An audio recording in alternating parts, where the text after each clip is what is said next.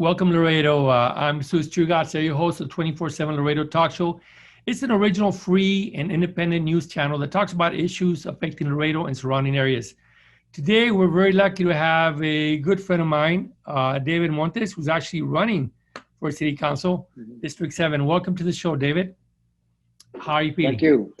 Great. Thank you for having me, Well, thank you Mr. for Garza. coming on, David. Now, tell us first a little bit about Precinct 7. What precincts are we talking about for the public? Precinct 7 is the most sprawling district in the city. It starts in the west side where I live along Chicago Street. It goes east to 35, then it goes north on 35 to behind the mall on Hillside, and then it continues north to a piece of Delmar, and then it goes all the way to west to Columbia Bridge, out of the Mines Road area, Rancho Viejo, Green Park. It is a huge district. I think it seems to be one of the biggest districts in town.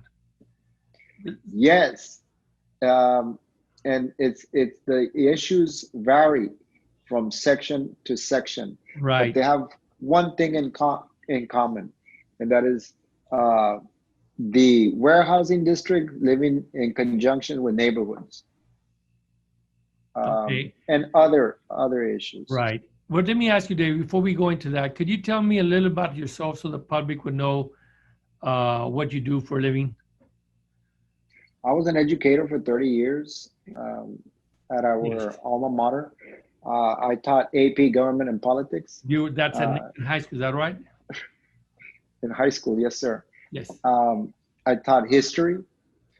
I did UIL briefly, and I had a Spanish endorsement in my 30-year tenure at Nixon High School.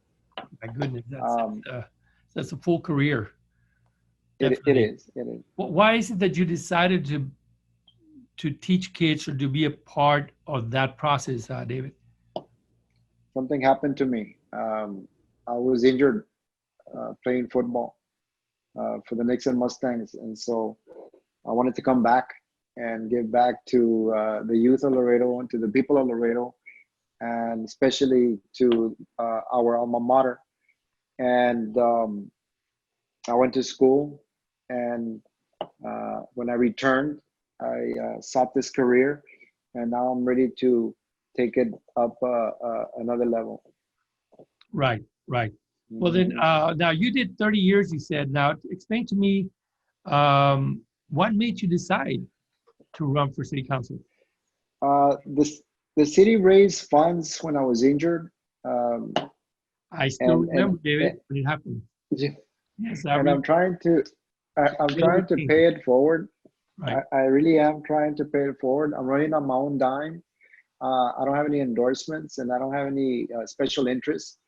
I think that's important because my vote will not be compromised or tainted on the city council. Right. And I really am doing it for that reason. I love Laredo. I'm from Laredo. My father was a firefighter, the late Chief Montes. My brother was a firefighter. I was going to be a firefighter, but of course, God had a different plan for me.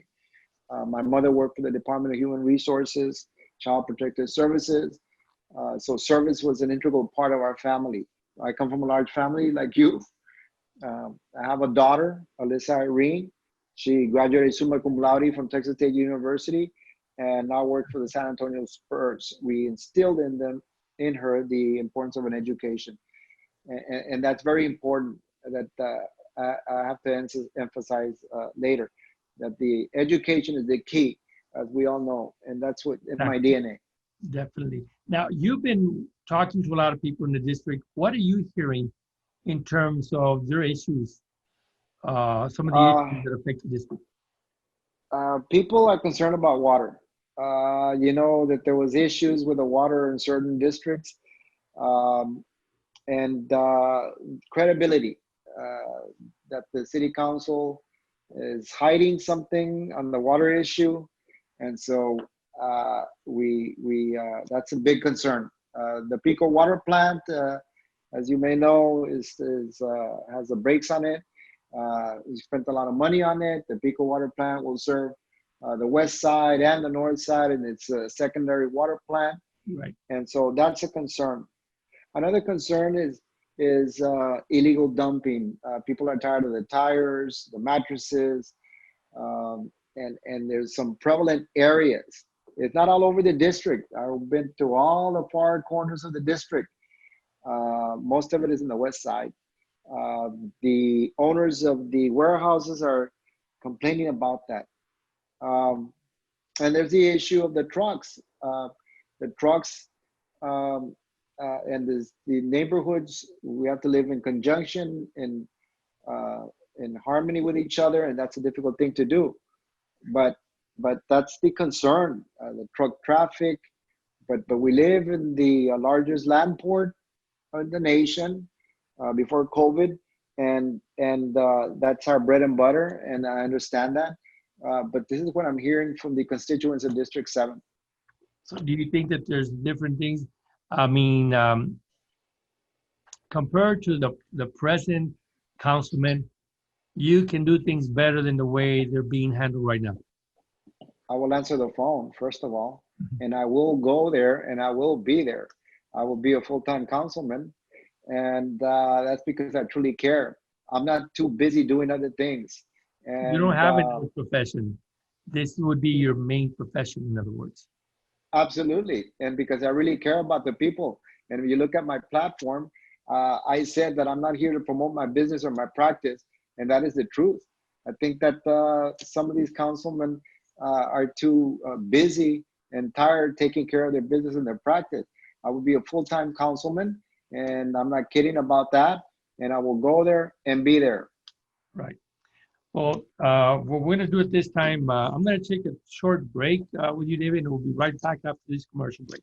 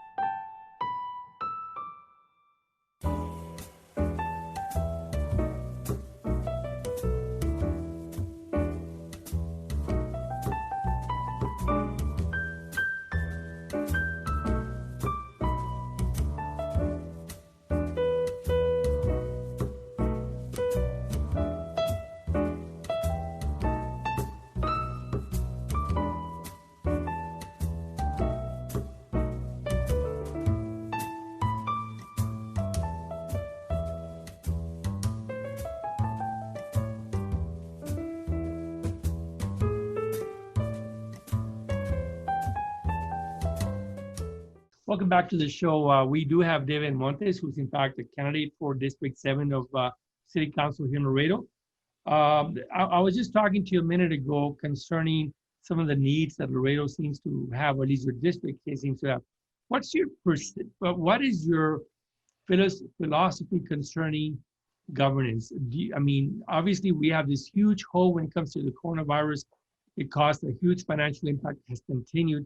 The city's going through they're trying to figure out how to cover this huge hole in terms of expenses that did not come in through sales taxes or even taxes themselves. And so my question to you is your attitude is to cut the city budget, or is it to raise taxes, or a combination, or would you want to create fees? Or if you were a city councilman right now and you were also facing a $10 million plus deficit, how would you handle that? What would be your ideas? As I understand it right now, they're tapping into the rainy day fund, which is $6 million. But something that's been on my mind is the state's rainy day fund. The state has a $7.5 billion rainy day fund. If we can talk to our representatives and senators at the state level, what can the state do to help us unlock some of these funds, to help us balance the budget? About cutting services, we cannot cut services at this moment, especially with COVID.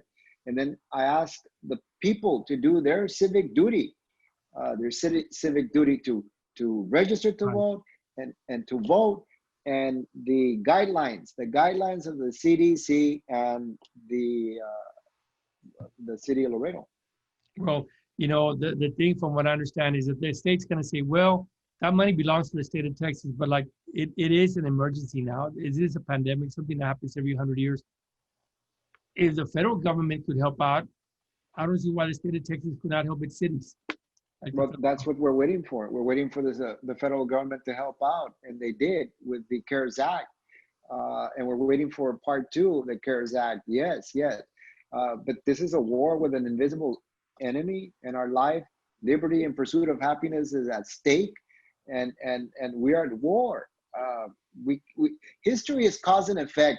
We can't see the cause, but we can see the effects, and so people don't understand that.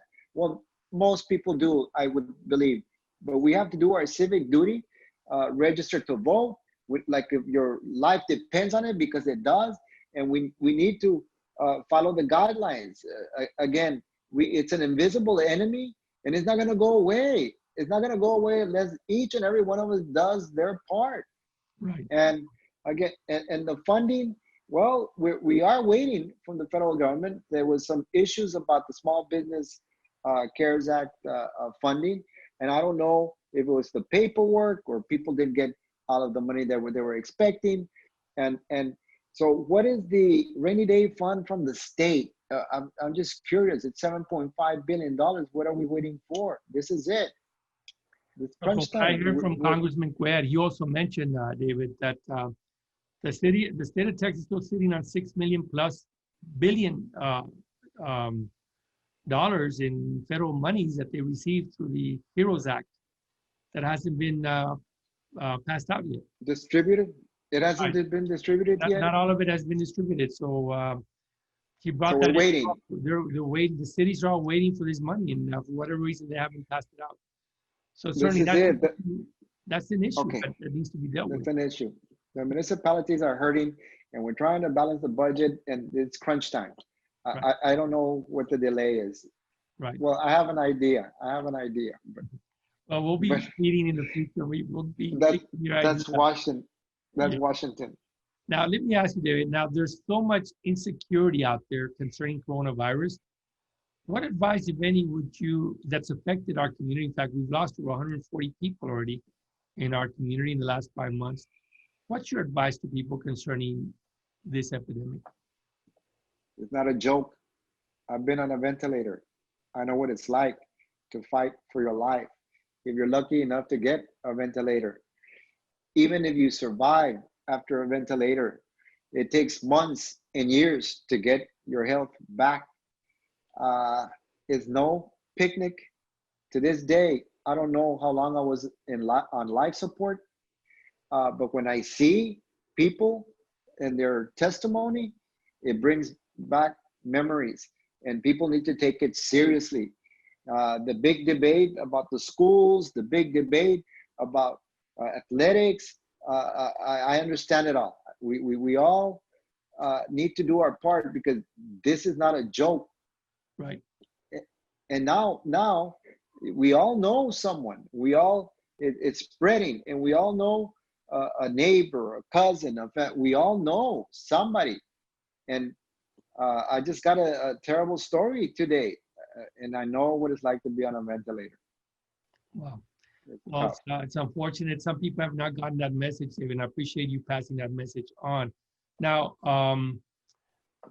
there's now literally about 6 candidates running for this race. How are the candidates going to get the vote out? I mean, with this issue of coronavirus. That is the toughest issue that people are debating on a daily basis. They're talking about mailing ballots. They're talking about absentee ballots. They're talking about curbside. They're cutting the precincts in half. That is the toughest issue, how to get people to vote. But my advice is to vote. There's 5 amendments dedicated to the vote. There's a congressional act dedicated to the vote. And people, there's a lot of apathy. I understand that people are scared too. I understand that. And so if we do not get the vote out, then don't complain about it. But people have to do their civic duty. We can. There is a way to do it safely. If we all follow the guidelines. The governor has extended early voting to October the 13th. That's a good idea. It will take more resources, but it gives people more time to do it safely. More time to do it safely. David, we're gonna go ahead and close up, but before I do that, I'd like to, where can people contact you? If they want to participate, either as a volunteer, or they want you to give them a ride to the polls, or they want to talk to you and get to know more about you, where can they reach you? Facebook. We have a Facebook page. It's David Montes for District 7. We are updating the web page on a daily basis. The issues come to be, and they can call us there. Our information is there, and people can reach out to us. And we're willing to listen to the public and to try to address the issues. Right. Yes. Well, I want to thank you again, David, for being here. David Montes, candidate for City Council District 7 in Laredo. The election set for November the 3rd. First day of early voting is October 13th. For those of you who want further information, contact David Montes for City Council District 7 on Facebook. You can find him there. And I want to thank you, the public, for watching. Please don't forget, if you're not registered to vote, please register to vote. And if you need to change your registration address, you moved in to that district, please go to the elections office or contact Mr. Montes, and he'll give you further information concerning that. Absolutely. So Absolutely. Thank you again, David, for being here. And for those of you who want to keep listening to these types of shows and see David Montes on our program, again, please press the like button, and we'll see you again soon to see Mr. Montes again. Thank you again, David. On behalf of 24/7 Laredo Talk Show, you all have a wonderful day. Thank you. Thank you, Mr.